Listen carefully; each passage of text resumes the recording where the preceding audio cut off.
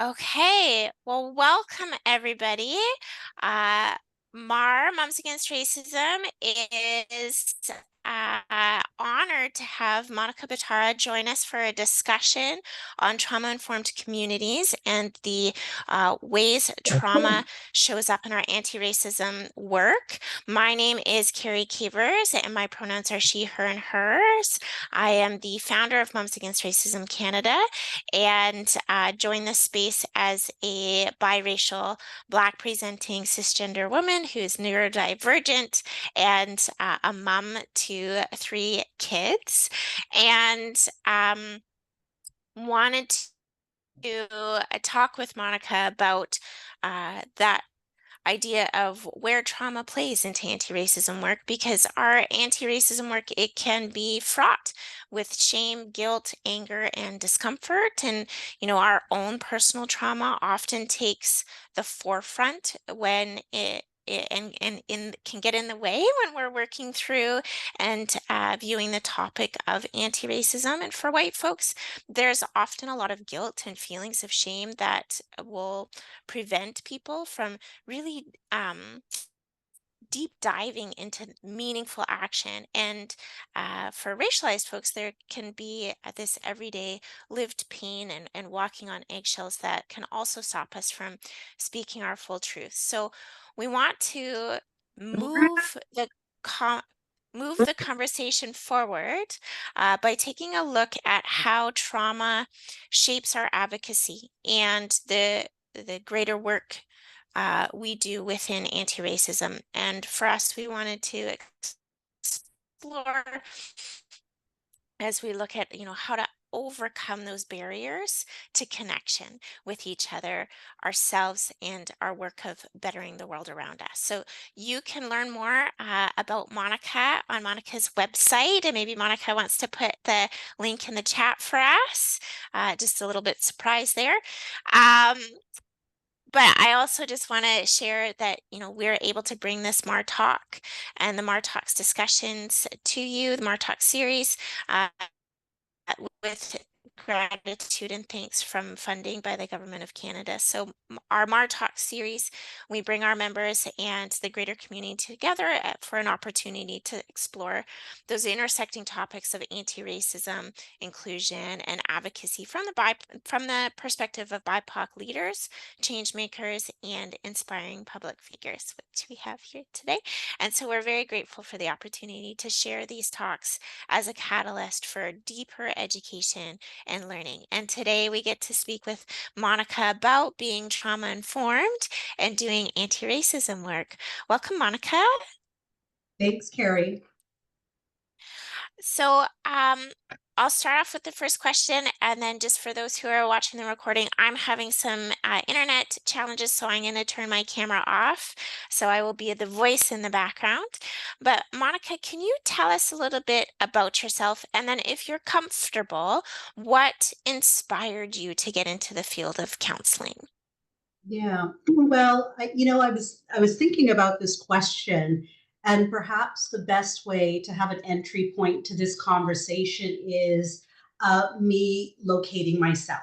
I think that might be really important. So, firstly, is that my feet are firmly planted on the abundance of the land of the unceded traditional territory of the Stolo people here. So that's the first thing that I'd like to say. And then, how I want to locate myself and look at the complexity of oppression, trauma, racism, and all of that is really looking at my roots and locating that. My feet are firmly planted in a land that has a long history of colonization and residential schooling. And what we know is that, child protective services, there's a lot of rhetoric around how child protective services actually is an extension of residential schooling. But I also come from a country that was also colonized as well. I was born in India, and India also has deep roots and blood on the land through colonization through the British as well. And how that intersects in my reality today and how this still impacts is I will say that my identity, my name, will always have a little asterisk beside it because how I wholeheartedly identify is Indian. So if you ask me in terms of identity, I will say I'm Indian. However, in the Canadian context and the North American context, there's a lot of charge around the world because colonization gave this marker to the people of Turtle Island because they were wanting to exploit, colonizers were wanting to exploit the silk and spice trade in India. They landed here and said, oh, we're in India. These must be Indians. However, I identify as Indian, but there's such a charge to it. And so I always, anytime I identify myself, um, and I'm a byproduct of colonization. I'm in a country that's been colonized. And so I always have to qualify and quantify and apologize for identifying as Indian, right? So I think that that's a good way of locating. And, you know, earlier roots also around trauma is that, my mom, my sister, and I came to Canada not by choice, right? And I think about this young woman who got married to this man, my father. And, 2 months into their marriage, he wanted to fulfill a lifelong dream of being in Canada.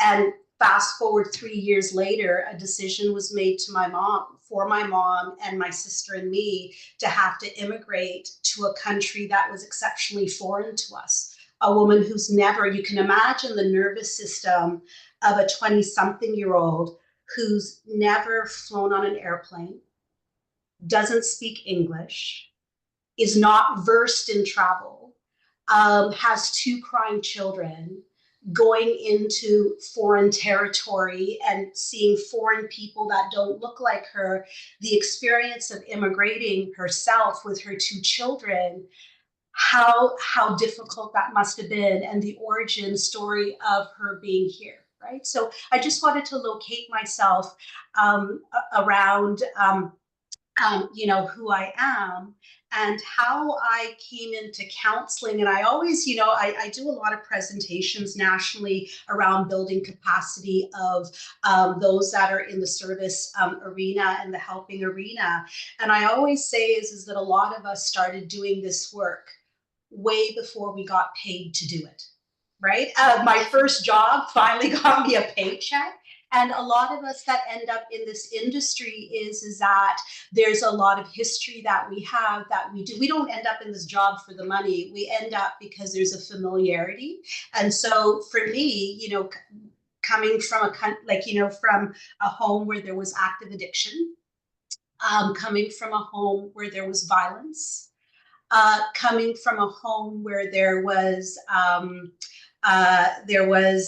mental health, significant mental health challenges. So as I say this, notice what happens to your nervous system, and does this mirror some of your own history? And you can imagine is having conversations like today around racism, they can't be devoid of trauma because all of the history I told you has significant trauma in it. So we can't say is how do we bring this into this conversation? I think that trauma and racism and oppression and colonization, those are all hand in hand. Mm-hmm. Mm-hmm. Well, thank you so much. That I feel like just your intro alone is like covering so much for our discussion. So I really appreciate you setting it up in that way. So because we've mentioned this word trauma, and so we are all starting from a similar understanding.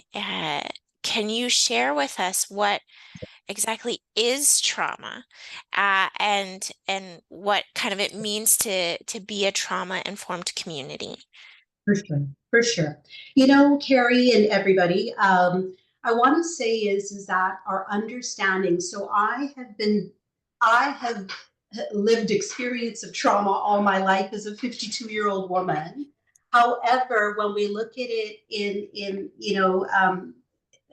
training, experience, working with, all of that started for me about 20 years ago, a little over 20 years ago.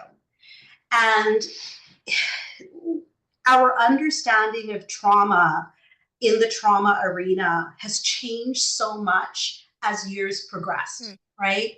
At one point, we would look at trauma as the event, okay?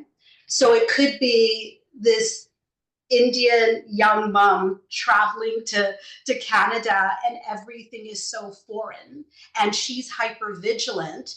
At one point, that might have been perceived as a trauma. At one point is the divorce or the rape might have been perceived as a trauma. And as we start to understand trauma, and particularly more of the neurobiology, which is the nervous system and the brain, and more specifically when we look at interpersonal neurobiology, which also then creates the intersection of relationship, what we know is, and this was a mic drop moment for me quite some years ago when I learned trauma is not the event. Trauma is what happens in your nervous system, right? Hmm. So I think about, so an example of that is when I started to share some of my history, what felt sense did each of you have in your nervous system in response to my story? Right. So, and for some of you, that might have mirrored some of your own history, and a little bubbling up of that vulnerability might have shown up a bit more. So, trauma is not the event. It's what happens in your nervous system. And I want to share is that when we look at the nervous system, here's something very simple about it. And this is something we all have, and it is something that we are born with. And our autonomic nervous system, it has many different functions. And one of its many functions is it's our internal surveillance system. So we all have this alarm system that's built into us. And this alarm system that's built into us is actually in service of survival. We don't have to think about things in order for our nervous system to do things. So, our nervous system, our internal surveillance system, what it is always doing is one is it learns from experience, right? The other is it sends and searches for cues of safety and danger. That's what its job is. Because we are in service of survival, what that means is that when we are in a stress response, a survival response, or a trauma response, our nervous system does what it's intended to do, which is a lot of you might have heard. I'll start with the easy one. How many people here have heard of fight, flight, freeze? Right? Everybody has. So, as our understanding of trauma has evolved over the years, what we know is freeze actually is what they call a blended state. And what we actually now have is fight and flight, which is our sympathetic nervous system. This is what mobilizes us to either fight because there's a threat or a perceived threat in front of us, or flight. And when this sympathetic arousal state can't deal with the issue, we go into collapse, which is known as dorsal. This system is in service of survival. Okay. This is what happens, and why it's so important for there to be trauma informed communities is, I think it's not only is it a necessity. I'm going to say, I'm going to be a little bold in this, it's going to be mandatory for folks that engage in conversations around anti-oppression, whether it's white bodies, it's indigenous bodies, it's black bodies, or bodies of color. Is, I think it's really important for members to recognize how trauma can be abuse, it can be neglect, it can be violence, it can be discrimination, it can be microaggressions, right? Is how it impacts individuals, how it impacts families, and how it impacts collectives. And not Hmm. only that, is the ripple effect that it creates at an individual level, at a family level, and a community level. Because what people, when you have conversations that are the absence of trauma, what you don't recognize is that trauma fundamentally what it does is it changes how you see the world, how you see yourself, right? Mhm. It fundamentally changes our own relationship to self, to other, and the world, right? It also fundamentally changes our ability to trust, our ability to be safe in risk. So you can imagine is that somebody who's hyper vigilant, you're in survival mode. What is that going to look like, Jana, if I start talking to you? Let's talk about, right? It's going to activate your nervous system, right? So this is why, talk, it's, I think it's such a fundamental thing around conversations in the anti-racism oppression arena is without trauma context, without behaviors and responses and perception, without this, I think what starts to happen is we start to lack compassion in our Mm, conversations. mhm, mhm. Yeah, and I really appreciate the way that you explain trauma, and it was a mic drop moment for me too. And from my reading and research and wanting to understand, recognizing in the anti-racism space, there is, Black body trauma, Indigenous body trauma, people of color body trauma, but there's also that white body trauma. And that when we unhook the notion that trauma is an event and really focus more on trauma is that impact on the nervous system, we can see that really like trauma can show up in many different ways based on a person's lived experience, and that it's Absolutely. so individual to that person. So can you maybe dive a little bit more into describing how racism and or white supremacy, that way of thinking, impacts or even intersects with those experiences of trauma? So, something I'm gonna, perhaps talk about it a little differently Mm-hmm. because, and I want to talk about, Carrie, the idea around entry points into this conversation, right? Mm-hmm. So full disclosure, right, is I am somebody that, the profound effect of oppression and racism is that this body has internalized so much of it. And I Mm-hmm. don't like, to have conversations. And I think that we've become a culture that is very binary in how we think. Mm-hmm. Mm-hmm. Either you're with me or you're against me. Mm-hmm. Either you are learned or you're not an ally. You're an ally, you're not an ally. You don't know. And I think about is that in conversations like this, we really have to look at entry points, right? And I suspect is every single one of you. So I'm going to use an example. How many people have read the book My Grandmother's Hands? Yes. Right? And so Monica, I saw that you raised your hand, and I know Carrie because Carrie and I've had a conversation of this book during a training and stuff like that. So if I started to talk about the idea, for example, of if we look at it through the trauma lens of, hey, we need to include white bodies in this, Mm-hmm. those perhaps in the anti-racism circles might say is white bodies have had enough spotlight on them, let's not include them, Mm-hmm. right? So Mm-hmm. this is the thing about with a book. So if I start, and why using this example is the entry point to be able to talk about conversations of different bodies that have had trauma, we would all be at a different place of knowing, right? Mm-hmm. So we have to look at everybody in this room is not only coming with what they've learned, they're also coming with a lot of what they're unlearning and what Mm-hmm. they're intentionally learning. Because I find for myself, because one of the byproducts of racism and particularly systemic racism is we learn to internalize because we've been primed to think of things in a certain way, right? Mhm. So, Mhm. full disclosure, right? I was having a conversation with my husband this morning, and I said, and when we look at internalized racism, why is it that when I'm driving, I find myself still taken aback by this? Is when I drive by a Black man, why does my finger, my muscle memory say I need to lock the door? Mhm. Right?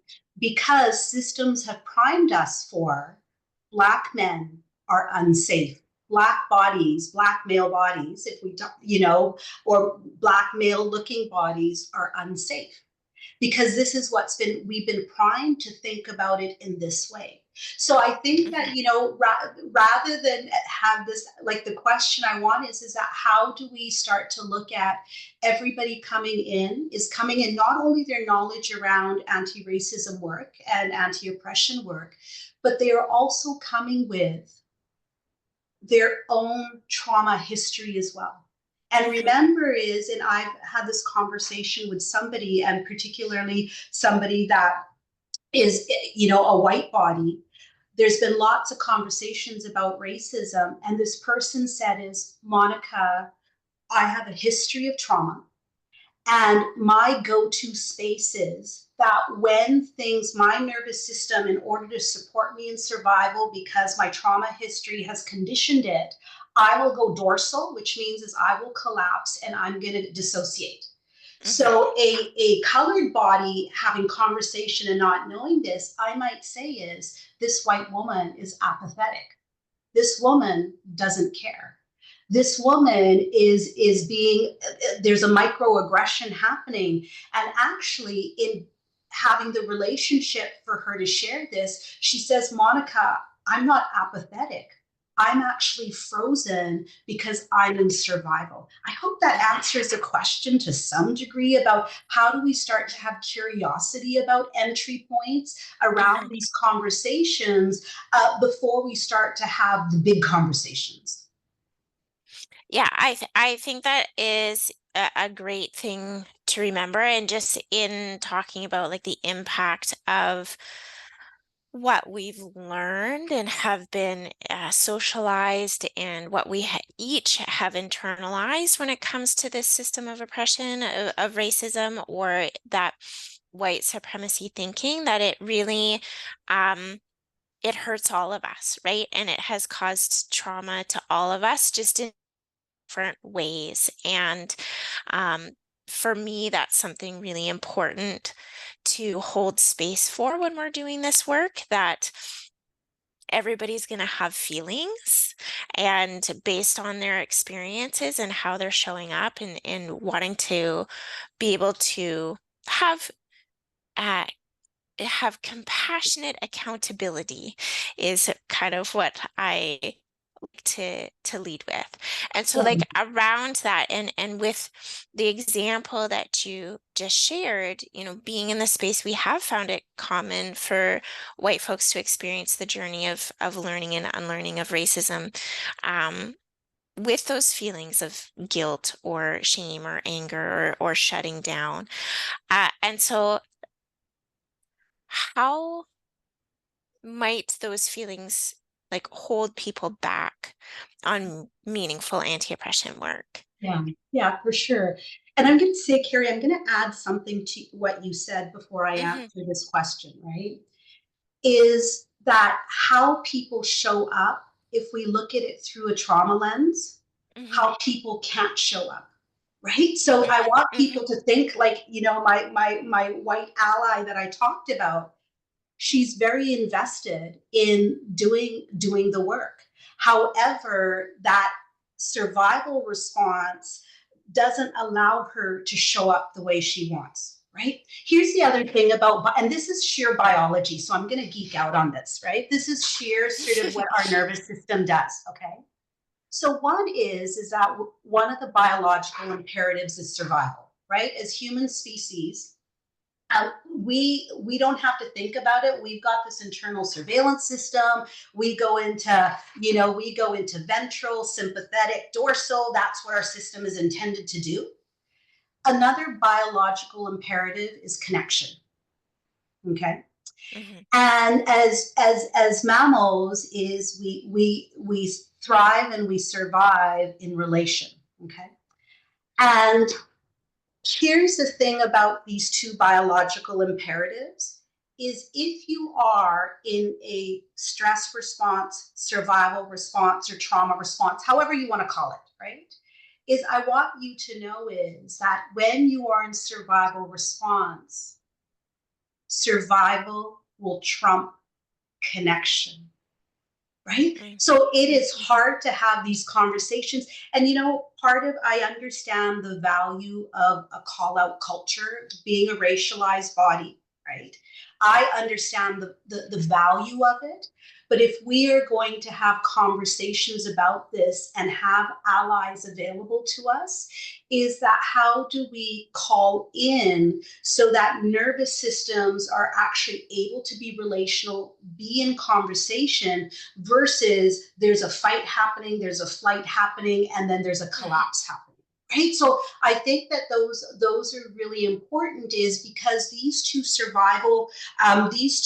biological imperatives, it's relationship and survival. And if we are in survival mode, we are not going to have those conversations. mhm, mhm. So then, for someone who finds themselves in that survival mode, what is maybe like one or two strategies that somebody could use to be able to come back to that place of connection? For sure, for sure. I think one is when we are in community, and I'm going to use this notion and I'm going to add a little something to it, right? So I did an intensive training recently in polyvagal theory, and one of the tools and strategies that are known is notice and name, right? Mm, So you talked about, Carrie, things like shame, guilt, anger, rage, whatever that might be, right? And if you look at those emotions, so let me say, what do you notice is, has there ever been a moment of shame for you? Have you ever yes. had a moment of guilt? Are those emotions, are they connecting or disconnecting? I'm going to say is, if I was a betting woman, is when we are in guilt, when we are in rage, and when we are in shame, they are very disconnecting behavior, like emotions that create very disconnecting behaviors. So one of the things that I've been really looking at is the concept of notice and name, and thinking about it as a person of color who's also a therapist, is how you can use notice and name as a key in activism. So notice and naming as activism. So one is that if I'm in relation and I'm having a conversation, say with a white-bodied ally, and I see, for example, is there's some shame going on or a shutting down or whatever. What may be helping to regulate that nervous system, right? And still being able to name what's going on.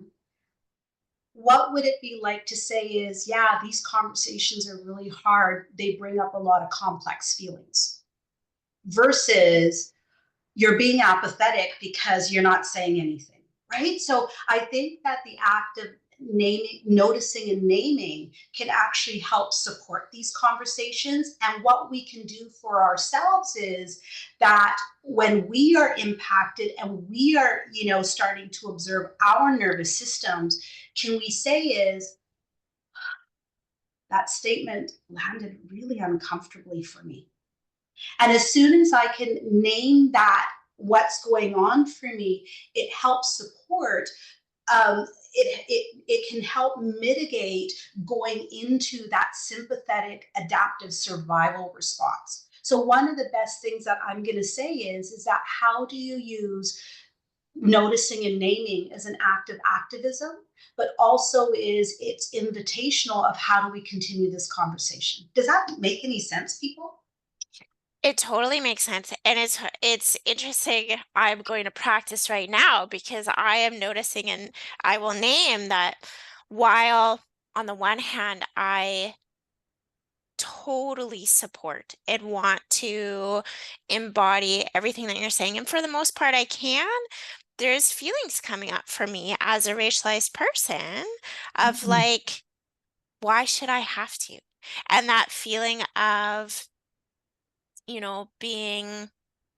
being mad and again like that I'm holding somebody else's feelings now. So I wonder, on on the flip side of that, with many racialized folks like having experienced this intergenerational trauma and coming from communities who have had to endure like a myriad of compounding racial trauma, how how do we show up? Like, what do we do? What's the impact when we're doing this anti-racism I work know, I alongside know. For sure, white for sure. You know folks? something, Carrie? Yeah. Like, yeah, you know something? I can sense that. Like, there's a part that's like, yeah, this makes sense, Monica.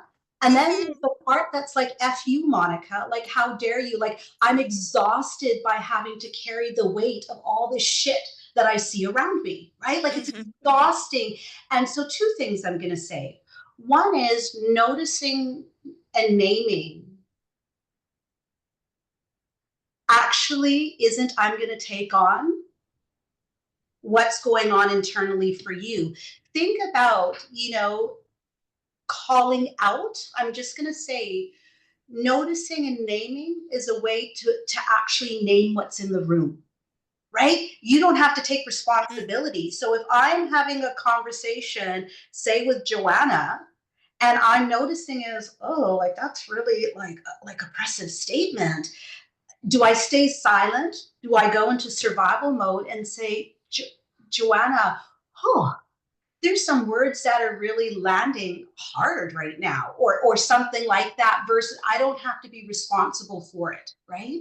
I think Mm. Mhm. that is knowing is by noticing and Mhm. naming, it's so important is because as racialized people, we often step into rooms that we know there's a lot of things going on and we remain silent. So why it's an act of activism is we are priming our nervous system that has sat in silence for so long. An Mhm. entry point can be is how powerful is it to say, "Ooh, those are really really uncomfortable statements," right? So one Mhm. is I'm gonna share that piece. And the other piece that and sometimes I find in these conversations, people want to have a very clear and concise formula to have Mhm. these conversations, right? And I'm gonna like and remember is I'm learning and intentionally learning and conscious learning and all of this. And I was introduced to an article very recently, and it's something that I'm wanting to learn more about. But there's a Canadian Black woman activist speaker, Elise I'm gonna a Hencora, and she wrote this article on safe and brave spaces don't work and what we can do instead. And she talks about accountable spaces. So I'm going to Mhm. encourage people to look up, the nuanced differences and the burden there is for Black bodies, Indigenous bodies, and bodies of color, the burden there is actually in safe and brave spaces, and how, in order to have these conversations with white bodies, is that how we also need to have this notion of accountable spaces. Mhm. Mhm. And some the notice and name, the way that you framed it, to me really lines up with we. I know a lot of people know about like the call out culture, and the call in culture, but one that Sonia Renee Taylor introduced that we fully support is the call on culture. It's like that third option, which really seems like that notice and name. Like I'm bringing it up, but I'm not in the fight side in the call out, and I'm not in the like the fawn or dorsal side in the necessarily calling in and overextending myself, but kind of in that in between. Um, Absolutely. so I like Absolutely. that. I like that. And so just to kind of follow up to that, in doing this work, like there's so much that comes into this. Uh, and so without causing more trauma, right, for these conversations, what are some strategies that you would offer white folks to be more accountable to their responses of like when they're noticing and naming for themselves maybe of like the feelings that are coming up and how those might become a barrier for them to doing this work. And then on the flip side, for racialized folks, to not be blowing their trauma through others. What do Yeah. you have any strategies? So you want me to do the unraveling of trauma in like two sentences, Carrie? I'm good, but I'm not that good, right? So, I'm going to say once again is that let's look at, I think that what's been really hard is when we have, in particular, and, we know is a lot of this trauma, this racialized trauma, all of these things have been happening, way before Black Lives Matter. We know that. But there was something that happened with Black Lives Matter that brought a lot of attention, a lot of energy, a lot of necessary speaking the unspoken, right? I think it's so important. Like here's my perimenopausal brain. I had something brilliant to say, and it just leaked out of my brain right now. Say your question again, and then I'll re-articulate myself. To summarize, so like strategies for white folks who find themselves activated to Yeah, be more accountable, and yeah, then strategies for racialized folks so we're not walking around blowing our yeah, through other yeah, people. yeah. One of the biggest. So here's my thing. It's going to be very simple, right? I'm going to disappoint you because I cannot answer that question in two sentences because this is the work, right? Mm-hmm. So I think is that in order for us, and here's full transparency is I am somebody, and you know this, Carrie, is I am somebody that values, believes in, shows up in a very trauma informed way, right? Through a trauma informed lens. And I think Mm-hmm. is because I'm such a huge believer in my profession, I think is that, we have to start to understand trauma and how it impacts us in relationships. And in order for us to be accountable, to understand, to undo, understand all of this is that how do we, one is acknowledge what our entry point is, because a lot of us didn't do the evaluation of what is our entry point. We just dived in, right? A lot of Mm-hmm. us 4 years ago dived in to do something versus hold on, let me, and that's why I started this conversation today is let me locate myself, right? Mm-hmm. Let me locate myself so that I can start this conversation. And I think is a lot of people don't locate themselves or they don't take the temperature of the room, right? So, Mm-hmm. and I think that one of the most important things that you can do as an entry point to doing exactly the question you asked is pause, let me locate myself, Mm-hmm. right? What is it that I'm bringing to the table in these conversations? And here's the other thing. As a, white body, some of that entry point stuff may have to look at. I've got shitloads to say, but Mm-hmm. I need to pause. This is my moment to pause. However, Hyper vigilant, if you're in survival mode, and hyper vigilant means mobilization, it is going to be hard for me to hit that pause button because I need to blurt this all out so I feel okay, right? So the more that you can locate yourself in your nervous system and understand it, I think it will make for better conversations. And here's a piece I'm going to lean into, a quote that I noted down here from writer, academic, intersectional feminist, activist Audre Lorde, right? Is I want us to think about, and I'm just going to quote her, for the master's tools will never dismantle the master's Hmm. house. They may allow us temporarily to beat him and his own game, but they will never enable us to bring genuine change. And so that's Hmm. the piece that I bring is that how do we, our entry point to these conversations, how do they start to look differently? Hmm. Hmm. How's that nervous system of yours when I said that stuff? Is mine is good. Mine is good. I'm back within my window of tolerance. Just a short blip. Um, and so to me, like what this is saying, like the locating ourselves and having that self-awareness, um, really to me l- speaks to like our own personal journeys of healing, right? And doing that work and understanding who we are and falling in love with who we are. And so I'm curious about that, like thinking on a systemic level for a lot of racialized folks participating in healing work, like through counseling, more formal way, can come with a lot of barriers. Like stigma. Lots of cultures, racialized cultures, are not into sharing problems with people outside the family, right? Like there's stigma there. It takes time, it costs money. Oh, Carrie, that's pretty good. You glitched out at 10:48, so your system's been doing pretty good up until now.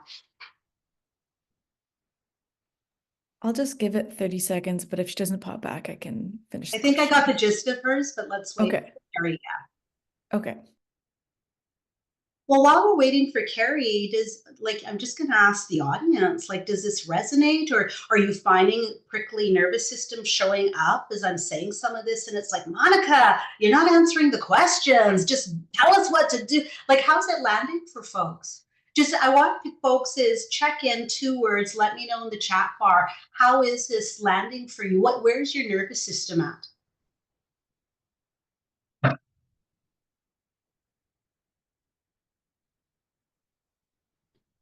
Just 2 words?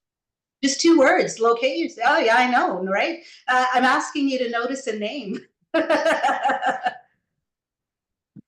But Erin, you're unmuted. Why don't you share quickly as we wait for Carrie?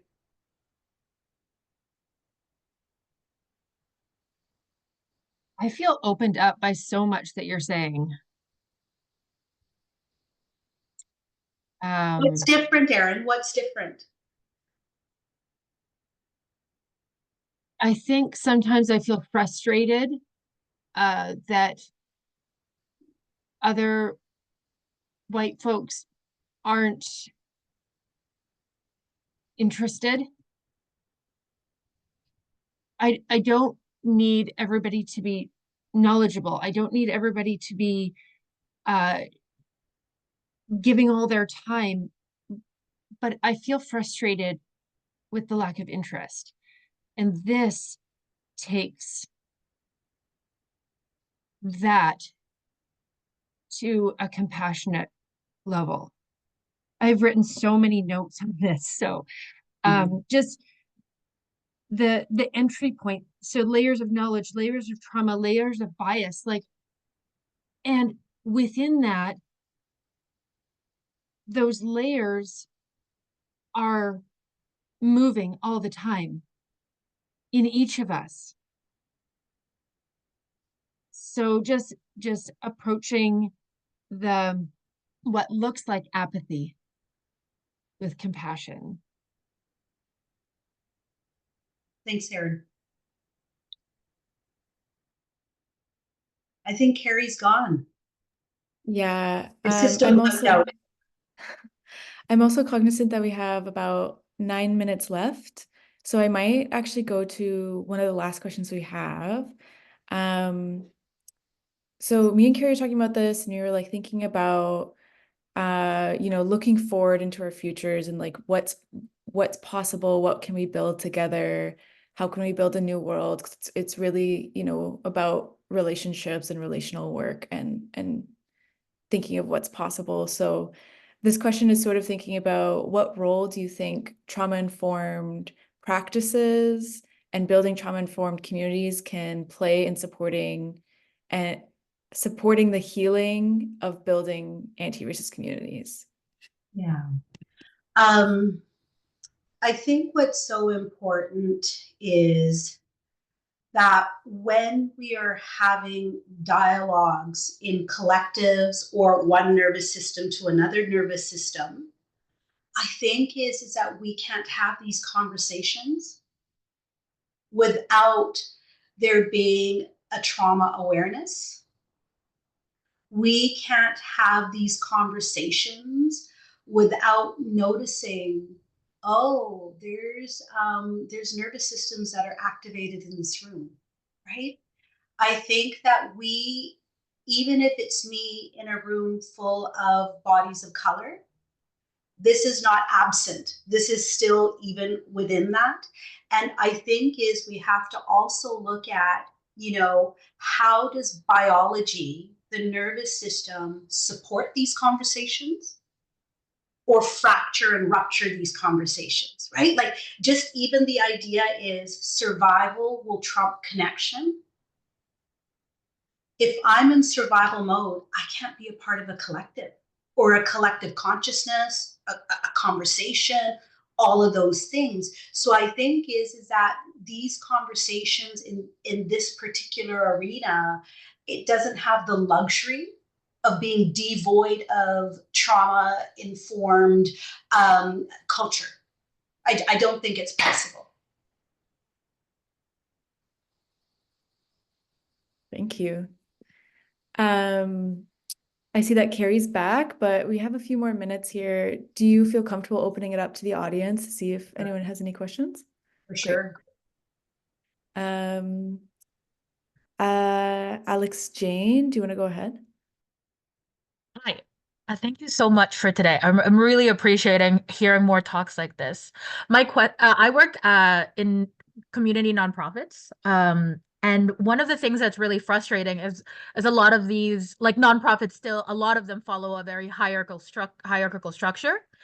And even within like nonprofits that are by and for BIPOC folk, um, because of this pyramid structure and like the things that people have to go through to get to the top, there's this like this sort of intergenerational trauma of just like, oh, I did it, so you have to do it. It was difficult for me, and it's going to be difficult for you, and you're going to have to deal with it, so you're not getting any accommodations. You're not like your life is not going to be made easy because my life wasn't made easy. And because a lot of the times those people have like again like gone up the ranks, and it's so difficult because when there isn't this sort of like it's like job structure and like amongst like friend groups or just like small communities, but as soon as it becomes like an organization that functions almost like a business, then hierarchy makes it really difficult because then the trauma of many doesn't really matter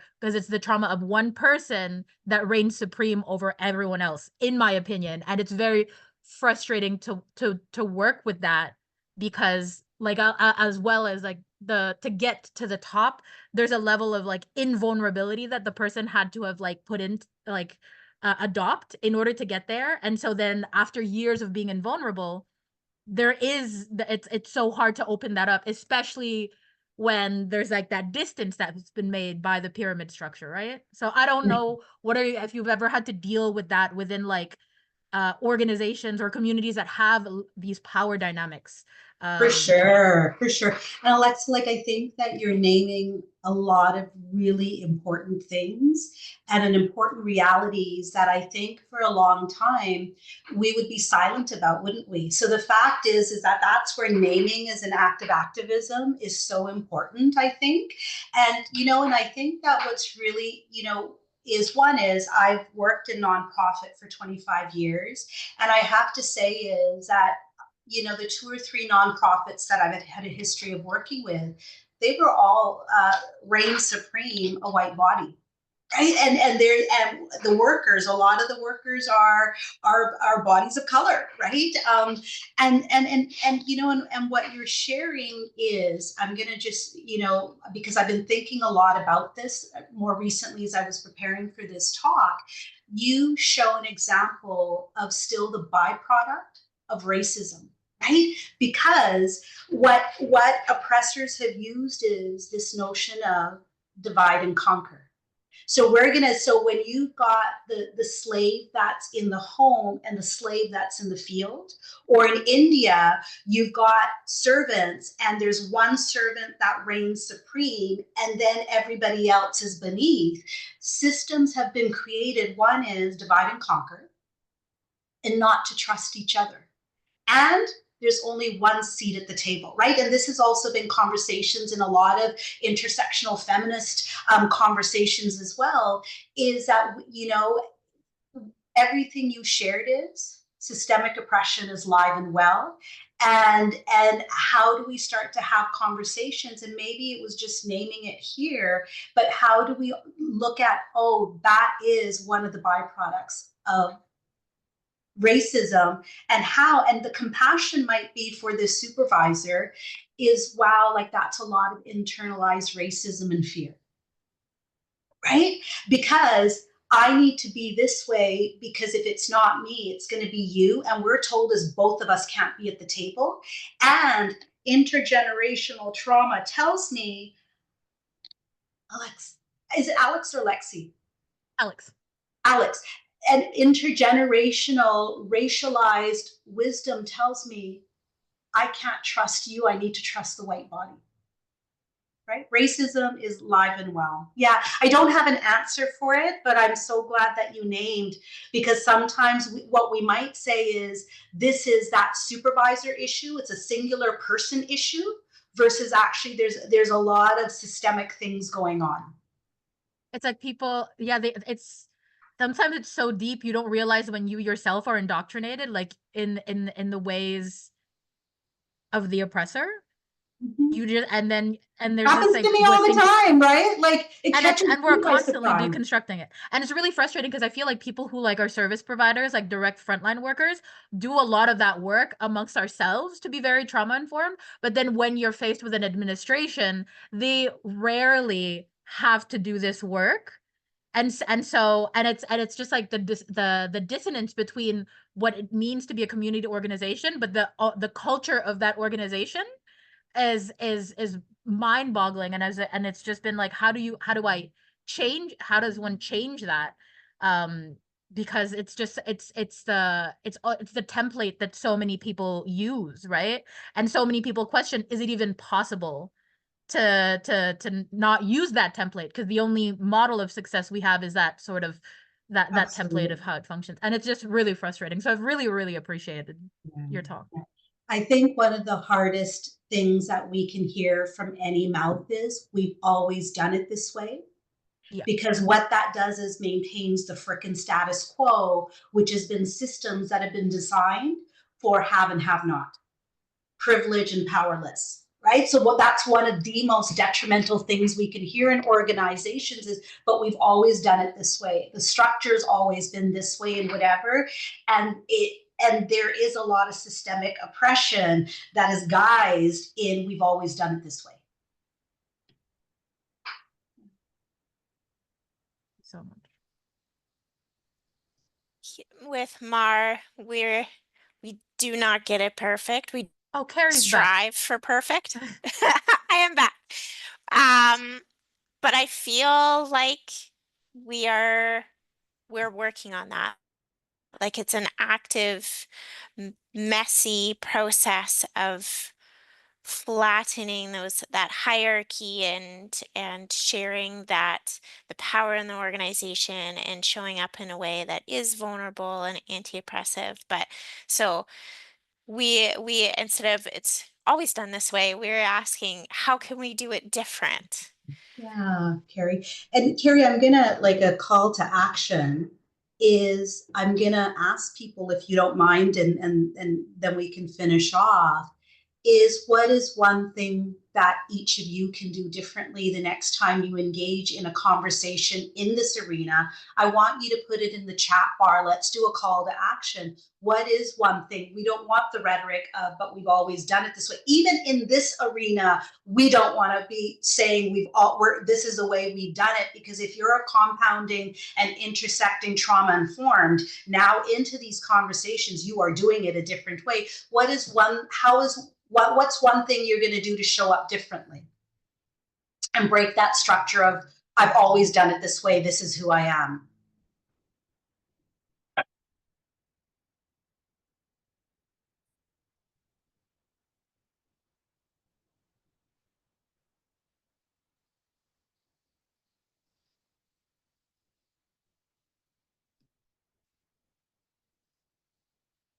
Sorry, I interrupted you, Carrie. No, that's leaving on an action point. And we have, I think a big takeaway for a lot of people today was that noticing and naming. So we have in the comments, notice and name not being silent, locating myself, noticing what I'm bringing to the table, having more patience and more grace, notice and naming, having more compassion, notice and name with compassion focused on building accountability. I like that. Yeah, I really like that, Monica. Notice a name with compassion focused on build. I'm taking a picture of that. Absolutely. Thanks, Monica. Monicas do great things, don't they, Monica? I love that you wrote that. Okay, so we are a little bit over time, and we started a little bit over time, and I know that maybe some of you had a question, had the sweaty palms, wanted to ask your question, but didn't get to asking your question. So I invite you, if there is a question that you have for me or for Monica, to send it on through by email, and I will make sure that those questions get passed along. And if it's something that is a learning that would be great for the community, we can make sure that we add that in on when we upload it to YouTube for additional questions. So thank you everybody for spending your time with us this morning to learn about, how we can show up in this space in a way that really does invite that connection, that makes space for that connection so that we can build that capacity, build that accountability, and then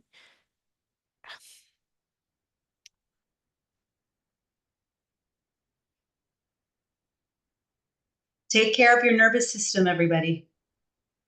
It's one of the fundamental yeah, tools not we can back give kind of. ourselves.